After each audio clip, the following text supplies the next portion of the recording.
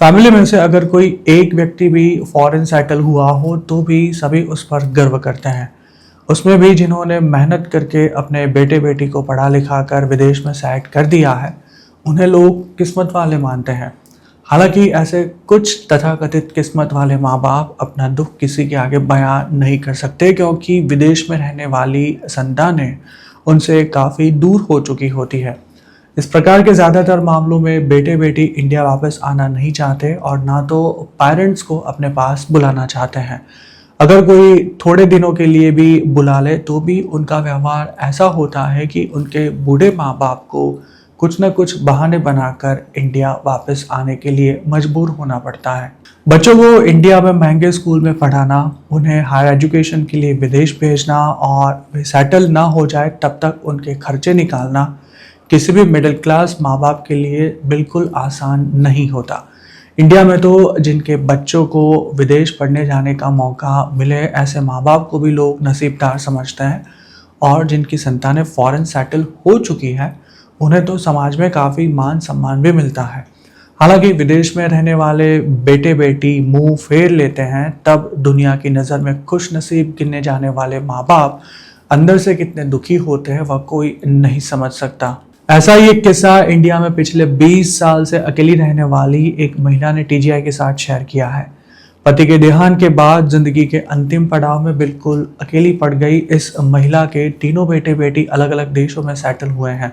शुरुआत में उन्हें भी लोग खुशकिस्मत कहते थे, पर यह पति पत्नी जब भी अपने बच्चों के पास रहने जाते थे तब उन्हें ऐसी भावना महसूस होती थी कि वे बिल्कुल अकेले पड़ गए हैं। इसके अलावा बच्चे भी उनके साथ ऐसा व्यवहार करते थे कि जैसे बूढ़े माँ बाप का आना उन्हें पसंद ना आया हो। बेटे बेटी अपनी ही जिंदगी की भागदौड़ में व्यस्त होंगे ऐसा मानकर यह सीनियर सिटीजन कपल उनके व्यवहार को नज़रअंदाज करता रहा। पर आज से 20 साल पहले जब इस महिला के पति का देहांत हुआ तब उन्हें लगा कि अब शायद बेटे बेटी उनकी व्यथा समझेंगे।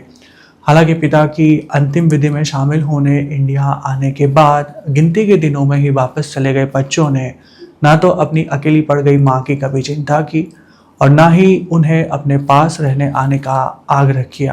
पिछले 20 साल से यह महिला अकेली जिंदगी जी रही है।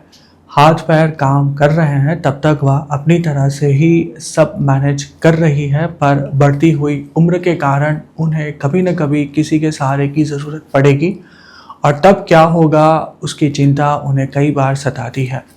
उनका ऐसा भी कहना है कि जिनके बच्चे विदेश सेटल हुए हैं, ऐसे ज़्यादातर माँ बाप को पहले तो बहुत ही खुशी होती है, पर जब माँ बाप को उनके सहारे की ज़रूरत पड़ती है तभी उनके पास समय नहीं होता। इस महिला का ऐसा भी कहना है कि जिनके बच्चे विदेश सेटल हुए हैं, ऐसे ज़्यादातर माँ बाप को पहले तो बहुत ही खुशी होती है, पर जब उन्हें बच्चों के सहारे की ज़रूरत पड़ती है तभी बच्चों के पास समय नहीं होता। अपने व्यक्तिगत विचार व्यक्त करते हुए इस महिला ने सीनियर सिटीजन्स को ये भी सलाह दी है कि अगर आपके बच्चे आपको साथ रखना नहीं चाहते तो ज़बरदस्ती उनके साथ विदेश में रहने के बजाय इंडिया में शांति की ज़िंदगी जीना ज़्यादा बेहतर है। इंडिया में ऐसे कई परिवार हैं जिनके बेटे बेटी विदेश में सेटल होने के बाद सालों से वापस नहीं आए और ना ही कभी आने वाले हैं। ऐसे ज़्यादातर परिवारों में पैसों की कोई कमी नहीं है, पर अकेलापन बुजुर्ग माँ बाप को अंदर ही अंदर खाए जाता है। पूरी ज़िंदगी जिम्मेदारी का बोझ उठाने के बाद किसी भी सीनियर सिटीजन को अपनी ज़िंदगी के आखिरी साल आराम से बिताने की इच्छा होती है, पर कभी कभी नसीब उनका साथ नहीं देता। ऐसा बिल्कुल नहीं है कि यह सब सिर्फ ऐसे लोगों के साथ ही होता है कि जिनकी संतानें विदेश में सेटल हो गई है।